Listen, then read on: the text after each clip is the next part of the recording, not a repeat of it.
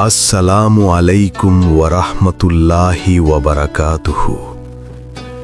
এই দুনিয়ায় এমন কিছু উপদেশ আছে যা শুধু শোনার জন্য নয়, বরং জীবন বদলে দেওয়ার জন্য। একজন জ্ঞানী পিতা লোকমান হাকিম, তিনি তার প্রিয় সন্তানদের কিছু উপদেশ দেন। তার উপদেশগুলো আল্লাহ তাআলার নিকট এত পছন্দনীয় হয় যে সেগুলো পবিত্র কোরআন মাজিদের ৩১তম সূরা লোকমানে উল্লেখ করে দিয়েছেন।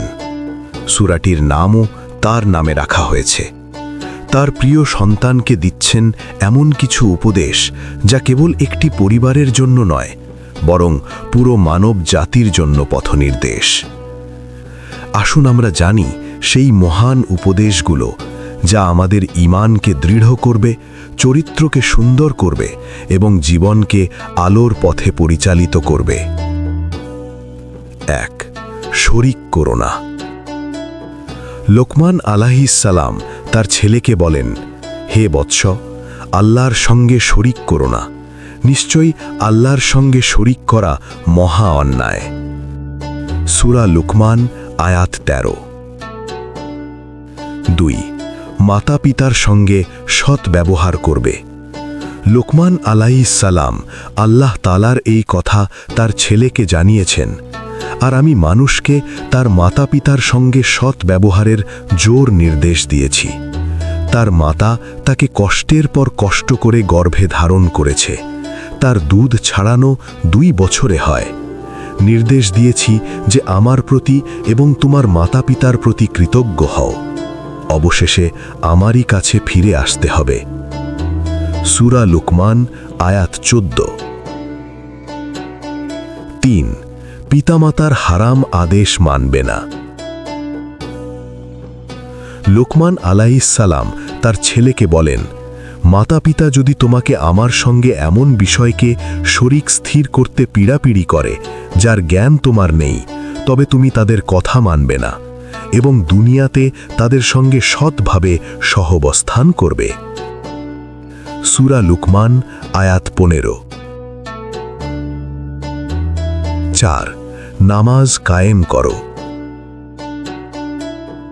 নামাজ সম্পর্কে লোকমান আলাইহিস সালাম বলেন, হে বৎস, নামাজ কায়েম করো। সূরা লোকমান আয়াত ১৭ প্রথমাংশ। ৫. সৎ কাজে আদেশ দাও, অসৎ কাজে নিষেধ করো। সন্তানকে নম্রতা ও বিনয়ের শিক্ষা দিয়ে লোকমান আলাইহিস সালাম বলেন, সৎ কাজে আদেশ দাও, মন্দ কাজে নিষেধ করো। সূরা লোকমান আয়াত ১৭ মধ্যাংশ। ৬. ধৈর্য ধরো।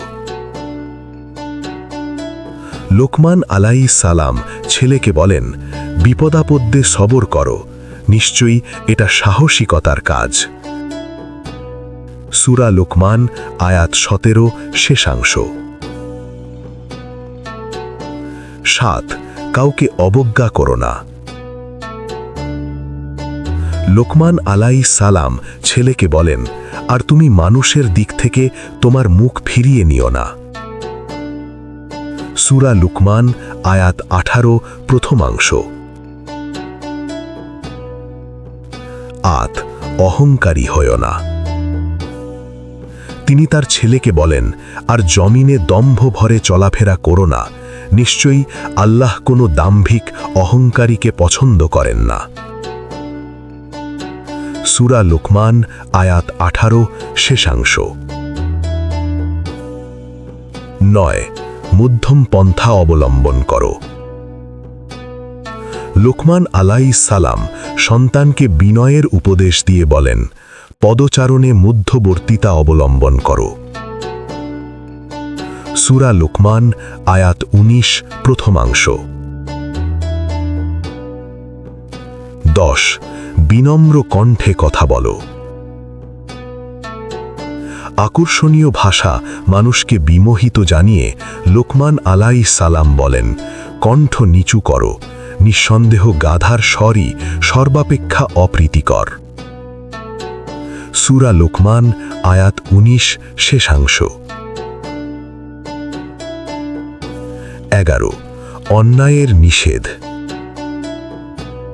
লোকমান আলাইহিস সালাম অন্যায় অপরাধের নিষেধ করেছেন। হে আমার প্রিয় বৎস, নিশ্চয়ই তা অর্থাৎ পাপ পুণ্য যদি সরিষা দানার পরিমাণ হয়, অতঃপর তা থাকে পাথরের মধ্যে কিংবা আসমানসমূহে বা জামিনের মধ্যে, আল্লাহ তাও নিয়ে আসবেন।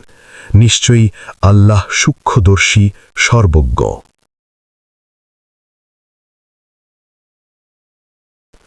লোকমান হাকিমের এই উপদেশগুলো শুধু গল্প নয়, এগুলো আমাদের জীবনের জন্য দিক নির্দেশ। যদি আমরা এগুলো হৃদয়ে ধারণ করি এবং আমল করি, তাহলে আমাদের জীবন বদলে যেতে পারে। আমাদের চরিত্র হবে সুন্দর, আমাদের পথ হবে আলোকিত। আসুন আজ থেকেই আমরা এই উপদেশগুলো মেনে চলি এবং অন্যদের মাঝেও ছড়িয়ে দিই। আল্লাহ আমাদের সবাইকে সঠিক পথে চলার তৌফিক দান করুন। আমিন।